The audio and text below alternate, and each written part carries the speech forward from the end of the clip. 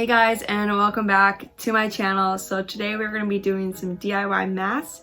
Now if you have the materials at home, go ahead and follow along with me, and if you don't worry.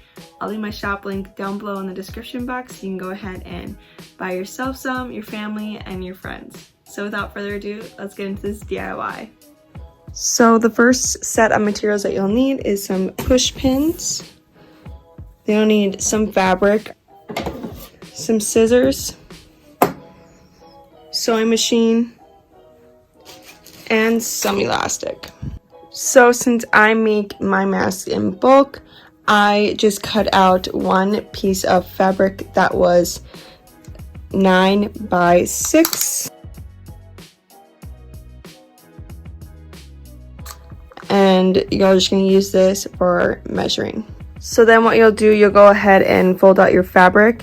Now your fabric will come as this if you put it out, but I like to fold mine in half, and then you can just go ahead and place your stencil on top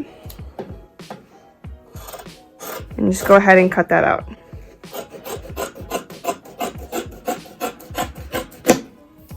I'm going to cut off this excess on top.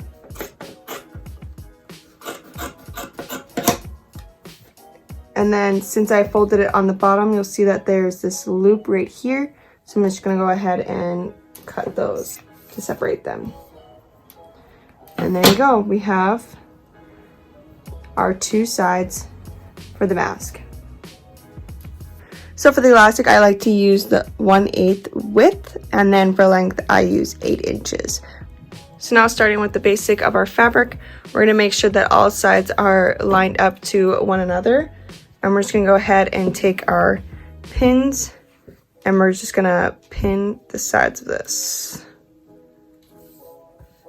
And I just like to do the corners.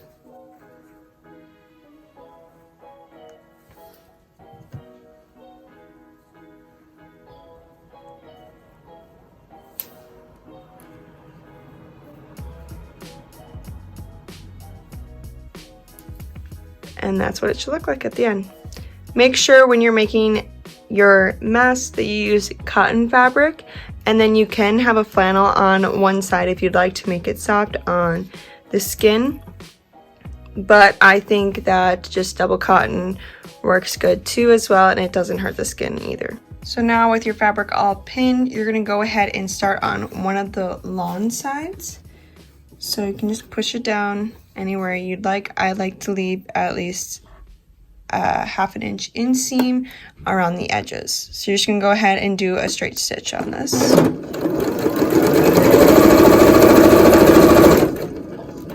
And once you get to about this point, this is where you're going to come in with one piece of your elastic that you've cut. And I kind of just like to have both ends kind of sticking out. I'm just going to kind of place it there at least 1/2 inch away from the inseam. Go over it. And then once you get almost 1/2 inch to the edge of this inseam, you're just going to go ahead and push down your needle, and it should stay. And then you can switch sides. Now you're just going to go ahead and sew down this edge as well, and wait till you get to at least 1/2 inch before the edge.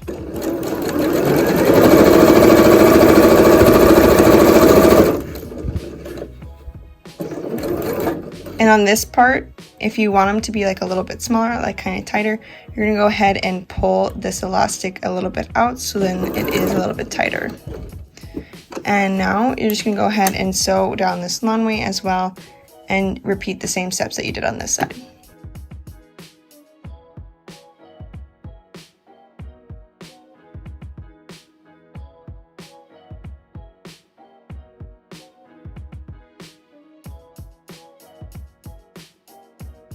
To the last corner, you're just going to go ahead and make sure you leave about 2 inches for the hole.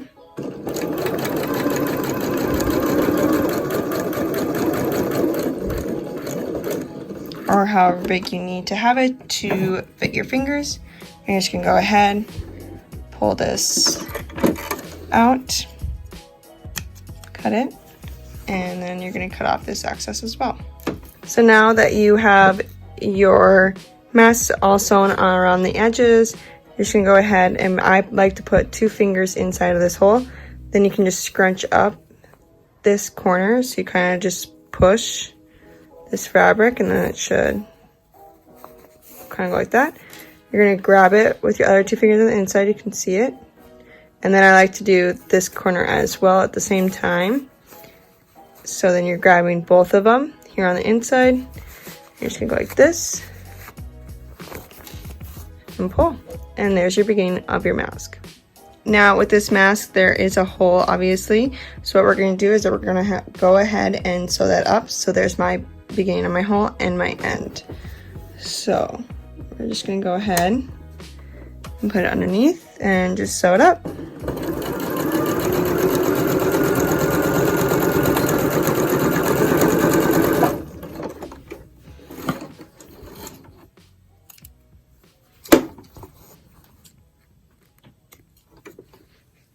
So now that we have the hole all sewn up here, I like to make sure that's the bottom of my mask so that it's not as noticeable. So now we're gonna go ahead and create those 3 kind of folds on the mask. So I kind of just eyeball it, go anywhere you really like to. Nothing's gonna be perfect. It is a homemade mask.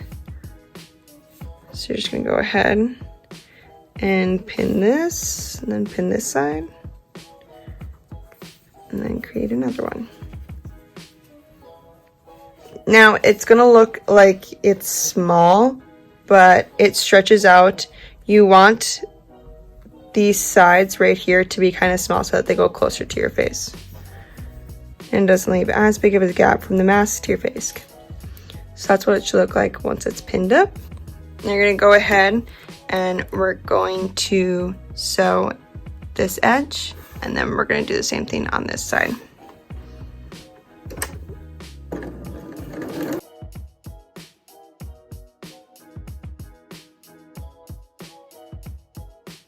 And this is what your mask should look like once you're finished.